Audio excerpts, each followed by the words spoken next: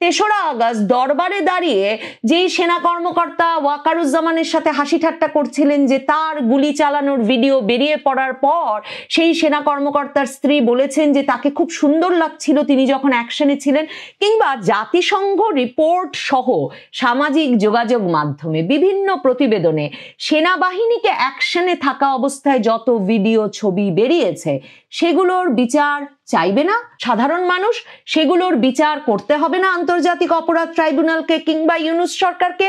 আর সেনাবাহিনীর ভেতরে এই 15 জন সেনা কর্মকর্তা সকল দোষ নিয়ে বাকিদেরকে নির্দোষ নির্বিচারে থেকে যাওয়ার মানে নির্বিবাদে শান্তিতে থাকার সুযোগ করে দেবেন বলে আপনি মনে করেন? বাংলাদেশে আন্তর্জাতিক অপরাধ ট্রাইব্যুনালে গুমের অভিযোগে করা দুটো মামলায় এবং 2024 সালের 18 এবং 19 জুলাই রামপুরা বনশ্রী এলাকায় সংঘটিত হত্যাকাণ্ড, এই 3টি মামলায় অভিযুক্ত 15 জন সেনা কর্মকর্তাকে ট্রাইব্যুনালে হাজির করা হবে কি হবে না এ নিয়ে ব্যাপক জল্পনার মধ্যে অবশেষে আন্তর্জাতিক অপরাধ ট্রাইব্যুনালে সেই সেনা কর্মকর্তাদের যাদেরকে সেনাবাহিনীর তরফে বলা হয়েছিল সেনা হেফাজতে রাখা হয়েছে সেই সেনা কর্মকর্তাদের হাজির করা হয়েছিল এবং আদালত বলেছে যে এই সেনা কর্মকর্তাদেরকে গ্রেফতার দেখিয়ে আদালত কারাগারে প্রেরণ করেছে। আপাতত ক্যান্টনমেন্টের সাব জেলে যে অস্থায়ী কারাগার গড়ে তোলা হয়েছে ক্যান্টনমেন্টের ভেতর বলে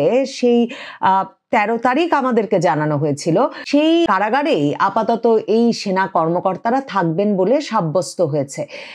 এখনো যে সেনা কর্মকর্তারা এসেছেন তাদের যে আইনজীবী ব্যারিস্টার এম সারওয়ার হোসেন তিনি একে গ্রেফতার মানতে নারাজ। তিনি বলছেন প্রসিকিউশন একে গ্রেফতার বললেও আমরা একে আত্মসমর্পণ বলবো, কারণ সেনাবাহিনী যে আইনের প্রতি শ্রদ্ধাশীল তারই প্রমাণ হিসেবে নাকি এই 15 জন সেনা কর্মকর্তা আদালতে হাজির হয়ে আত্মসমর্পণ করেছেন।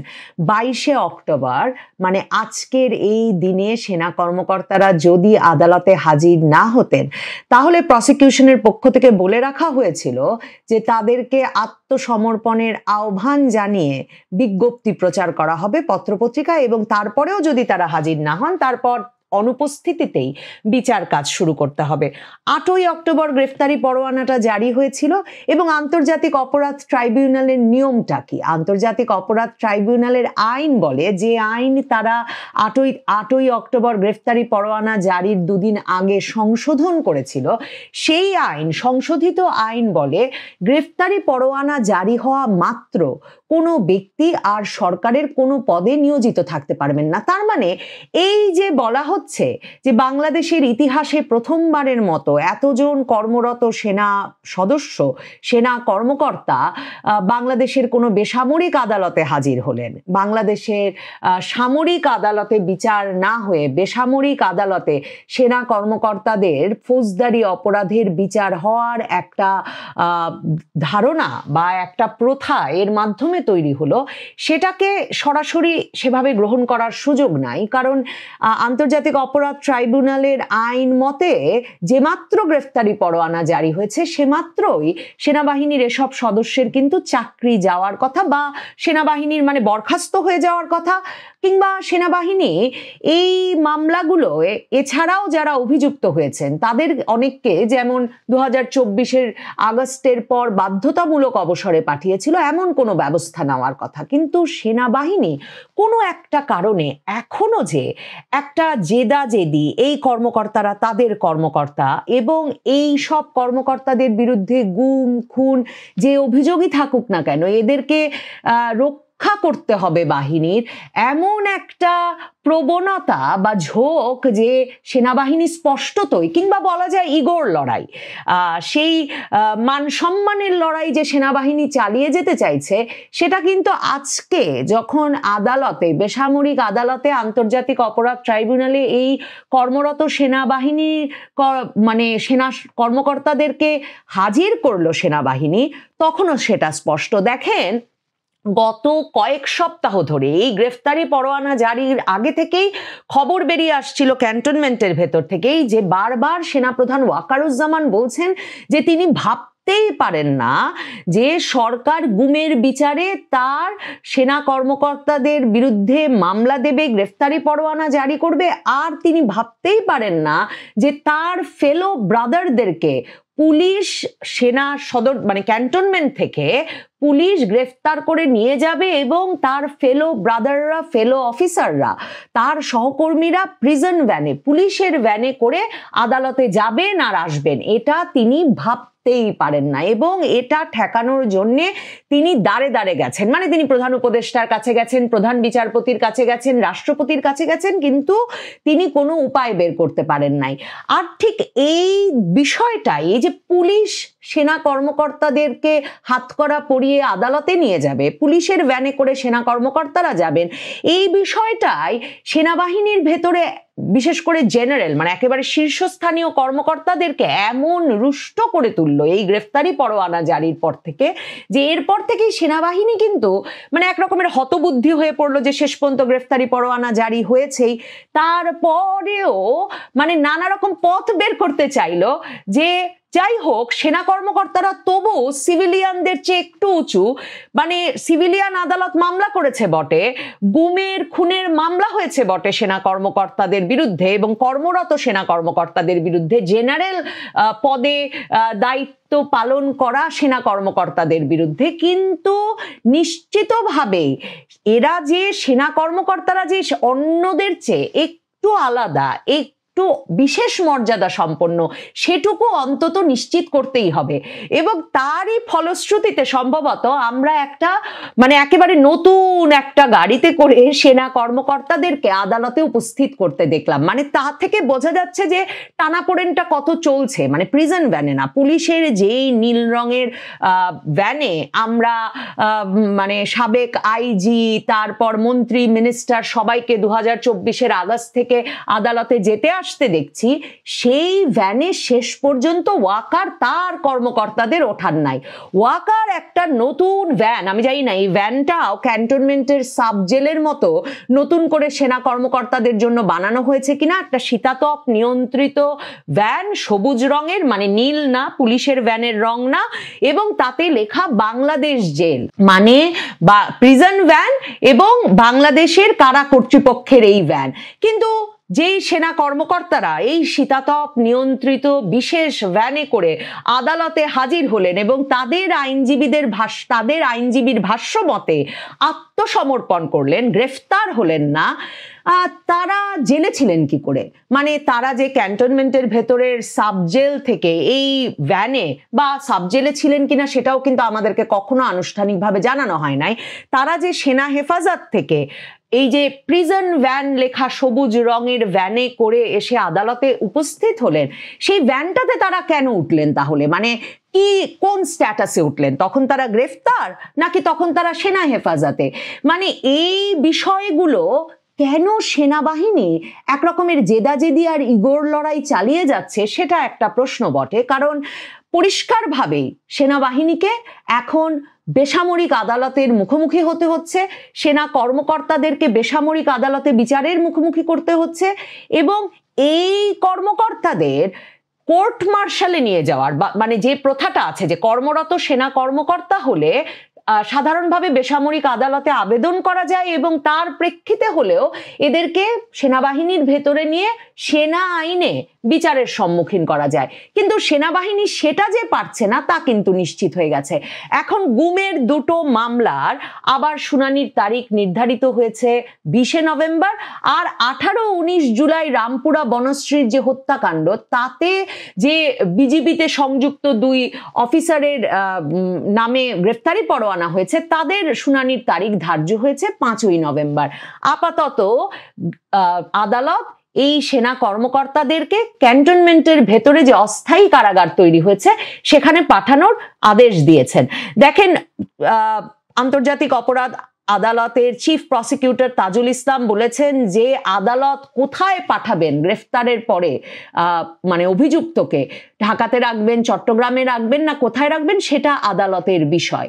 কিন্তু এই যাদের অভিযোগের ভিত্তিতে এই গুমের মামলাগুলো হয়েছে, যাদের মধ্যে অত্যন্ত মানে এই মামলাগুলো করবার ক্ষেত্রে এবং সেনাবাহিনীর কর্মকর্তাদেরকে যে অভিযুক্ত করতে হবে এবং বেসামরিক আদালতেই নিয়ে আসতে হবে, এই বিষয়টি নিয়ে যিনি সামরিক বাহিনীর ভেতরে বাইরে একরকমের অ্যাক্টিভিজমও করছিলেন বা যেই বিচার প্রার্থনার প্রধান মুখ হয়ে উঠেছিলেন যেই ব্যক্তি, গোলাম আজম পুত্র ব্রিগেডিয়ার জেনারেল আজমি, তিনি যিনি প্রায় 8 বছরের বেশি এরকম মানে সেনা হেফাজতে মানে এক আয়না ঘরে আটক ছিলেন এবং সেনাবাহিনীর ভেতরে কর্মরত সেনা মানে বাহিনীর ব্রিগেডিয়ার জেনারেল থাকা অবস্থায় তিনি উধাও হয়ে গেলেন।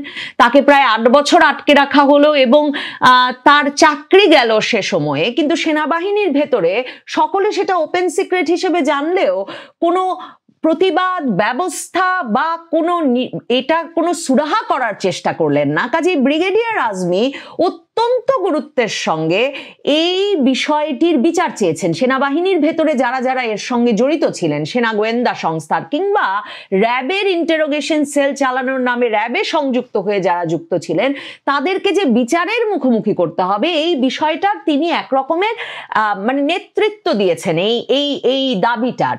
তিনি কিন্তু তার মানে এই আজকে যখন এদেরকে সাবজেলে পাঠানো হয়েছে সেনা কর্মকর্তাদের, তখন তিনি প্রশ্ন তুলে বলেছেন যে অভিযুক্ত সেনা কর্মকর্তারা জেলে ডিভিশন পেতে পারে কিন্তু সাব জেল হতে পারে না। এবং তিনি বলেছেন যে এই ব্রিগেডিয়ার জেনারেল আব্দুল্লাহিল আমান আল আজমি এবং লেফটেন্যান্ট কর্নেল হাসিনুর রহমান, যিনিও কিন্তু ক্যান্টনমেন্টের ভেতরের আয়নাঘরে আটক ছিলেন এবং তিনি মানে দুজন সাবেক সামরিক কর্মকর্তা এবং তারাই গুমের বিচার চাইছেন, তাদের অভিযোগের ভিত্তিতেই এই গ্রেফতারি পরোয়ানা। তারা বলছেন যে অভিযুক্ত সেনা অফিসাররা আইন অনুযায়ী জেলে ডিভিশন পেতে পারে কিন্তু সাব জেলের নামে কোনো বৈষম্য করা যাবে না। মানবতা বিরোধী অপরাধের গুমের মামলায় আন্তর্জাতিক অপরাধ ট্রাইব্যুনালে অভিযুক্ত অফিসারদের মানে এই অপকর্মের জন্য পুরো সেনাবাহিনীকে জড়িয়ে নিন্দা করা যেমন সমীচীন না, তেমনি আসামিদের ব্যাপারে বৈষম্য করাও ঠিক হবে না। অন্য আসামিদের মতোই তাদেরও জেলে রাখতে হবে, যেমনটা রাখা হচ্ছে গ্রেফতারকৃত সাবেক আইজিপি চৌধুরী আব্দুল্লাহ আল মামুনকে। প্রয়োজনে তাদের ডিভিশন দেওয়া যেতে পারে। দেখেন, এমনকি সেনাবাহিনীর কর্মকর্তা যাকে বাধ্যতামূলক অবসরে পাঠানো হলো আগস্টের পর, এনটিএমসির জিয়াউল হাসান, তাকেও তো সাধারণ জেলে রাখা হচ্ছে। তো তাহলে তাকে সাধারণ জেলে রাখা গেলে এই 15 জনের বিষয়ে মানে জেনারেল ওয়াকারুজ্জামানের এই ব্যাপক নাটক পরিচালনার বা একরকমের কি বলবো যে এই জেদাজেদি, এই ইগোর লড়াইটা ক্রমাগতভাবে চালিয়ে যাওয়ার কারণটা কি? মানে কেন বেসামরিক আদালতে আনা হলো কিন্তু ভিন্ন রকম গাড়িতে আনতে হবে? বেসামরিক আদালতে আনা হলো কিন্তু মানে তাদেরকে নিয়ে আবার ক্যান্টনমেন্টের ভেতরেই রাখতে হবে এবং তাদেরকে কর্মরত সেনা কর্মকর্তা হিসেবে পরিচয় করিয়ে দিতে হবে। মনে রাখতে হবে, যেদিন সেনাবাহিনীর তরফে জানানো হয়েছিল যে সেনা হেফাজতে এদেরকে নেওয়া হয়েছে, সেদিন কিন্তু সাংবাদিকেরা প্রশ্ন করেছিলেন যে এদের তো চাকরি চলে যাওয়ার কথা, সেটা গেছে কিনা। তো তখন তারা বলেছেন যে আন্তর্জাতিক অপরাধ ট্রাইব্যুনালের আইনের এই পরিবর্তনের বিষয়টায় তাদের ট্রাইব্যুনালের সঙ্গে কথা বলতে হবে, আর তারা মানে তাদের যে রেশন সহ সকল সুবিধাদি বহাল আছে সেই বিষয়টাও কিন্তু সেদিনের সাংবাদিকদের সঙ্গে আলাপচারিতায় পরিষ্কার করেছিলেন সেনা কর্মকর্তারা। তাহলে কেন আন্তর্জাতিক অপরাধ ট্রাইব্যুনালে তাদেরকে হাজির করা হলেও তারা যে আর সেনা কর্মকর্তা নন, মানে আইনটা কেন মানছে না সেনাবাহিনী, সেটা গুরুত্বপূর্ণ প্রশ্ন। আইনটা মানছে না কারণ সেনাবাহিনী জানে, যতই ডক্টর ইউনূসের প্রেস সচিব শফিকুল আলম সংবাদ মাধ্যমের সামনে এসে ঘোষণা দিয়ে বলুন না কেন যে আমরা জানি সেনাবাহিনীর ভেতরে ব্যাপক দুশ্চিন্তা, উদ্বেগ, আতঙ্ক ছড়িয়ে পড়েছে, কিন্তু সরকারের আর কারো বিরুদ্ধে মামলা দেওয়ার পরিকল্পনা নাই। সেনা সেনাবাহিনীর ভেতরে সেনাবাহিনীর একেবারে জেনারেল থেকে শুরু করে একেবারে প্রাথমিক পর্যায়ের কর্মকর্তারা মানে একজন সেনা সদস্যও জানেন যে এখানে মামলা শেষ হবে না, এরপর মামলার পর মামলা চলতে থাকবে এবং সেনাবাহিনীর একটা বিশাল অংশকে অন্তত 150 থেকে 200 জনকে দিনের পর দিন এই আদালতে হাজিরা দিতে হবে আর ক্যান্টনমেন্টে ফিরতে হবে। সেনা কর্মকর্তারা সেনা সদস্যরা এখন আপাতত এই ক্যান্টনমেন্টটুকুতে ফেরার সুযোগটুকু চাইছেন। তারা বলছেন তারা আদালতে হাজিরা দেবেন, কারণ একজন বিজিবিতে সংযুক্ত 2 জনের বিরুদ্ধে গ্রেফতারি পরোয়ানা জারি হয়েছে 18-19 জুলাই রামপুরা বনশ্রীর হত্যাকাণ্ডের জন্য। ভাবুন তো 3রা আগস্ট দরবারে দাঁড়িয়ে যেই সেনা কর্মকর্তা ওয়াকারুজ্জামানের সাথে হাসি ঠাট্টা করছিলেন যে তার গুলি চালানোর ভিডিও বেরিয়ে পড়ার পর সেই সেনা কর্মকর্তার স্ত্রী বলেছেন যে তাকে খুব সুন্দর লাগছিল তিনি যখন অ্যাকশনে ছিলেন, কিংবা জাতিসংঘ রিপোর্ট সহ সামাজিক যোগাযোগ মাধ্যমে বিভিন্ন প্রতিবেদনে সেনাবাহিনীকে অ্যাকশনে থাকা অবস্থায় যত ভিডিও ছবি বেরিয়েছে সেগুলোর বিচার চাইবে না সাধারণ মানুষ? সেগুলোর বিচার করতে হবে না আন্তর্জাতিক অপরাধ ট্রাইব্যুনালকে কিংবা ইউনূস সরকারকে? আর সেনাবাহিনীর ভেতরে এই 15 জন সেনা কর্মকর্তা সকল দোষ নিয়ে বাকিদেরকে নির্দোষ নির্বিচারে থেকে যাওয়ার মানে নির্বিবাদে শান্তিতে থাকার সুযোগ করে দেবেন বলে আপনি মনে করেন? কোন পেশায় এ ঘটনা ঘটেছে 2024-এর আগস্টের পর থেকে? একের পর একেই তো অপরকে চিহ্নিত করে দিয়েছেন। সেনাবাহিনীর ভেতরে তো সেটা ঘটবে। কাজেই সেনাবাহিনী সেনাপ্রধান ওয়াকারুজ্জামান আপাতত অতটুকু দড়ি নিজের কাছে বা নিজের বাহিনীর কাছে রাখতে চাইছেন যে বিশেষ ভ্যানে করে আদালতে হাজিরা দিয়ে বেসামরিক আদালতে বিচারের মুখোমুখি হলেও যাতে অন্তত তার অফিসারেরা যত মামলাই হোক, যত বিচারই হোক, যত শত সদস্যের বিরুদ্ধেই মামলা হয়ে তাদেরকে হাতকড়া পরে আদালতে যেতে হোক আর ফিরে আসতে হোক, অন্তত তারা যেন দিন শেষে আদালতে হাজিরা শেষে তারা যেন সেনাবাহিনীর এলাকায় সেনানিবাসের ভেতরে অস্থায়ী জেল বা এমন কোনো ব্যবস্থাপনায় ফিরে আসতে পারেন। সেনা কর্মকর্তাদের আইনজীবী হিসেবে যাকে নিযুক্ত করা হয়েছে barrister M Sarwar Hossain, BNP নেতা, পিরোজপুর 1 আসন থেকে 2018 সালেও নির্বাচন করেছিলেন বিএনপির হয়ে। ব্যারিস্টার এম সারোয়ার হোসেন আদালতে বলেছেন যে যারা আত্মসমর্পণ করেছেন তারা নির্দোষ আর যারা দোষী তারা পালিয়ে গেছেন। এত সহজে আদালতে এই যুক্তি টিকবে কিনা সে প্রশ্ন তো থাকেই, কারণ 18-19 জুলাই রামপুরা বনশ্রীতে হত্যাকাণ্ডের জন্য যে র্যাবের কর্মকর্তাদেরকে অভিযুক্ত করা হয়েছে সেই র্যাবের লেফটেন্যান্ট কর্নেলের রীতিমতো ভিডিও ছবি পত্রপত্রিকা সামাজিক যোগাযোগ মাধ্যমে প্রমাণিত হয়েছে।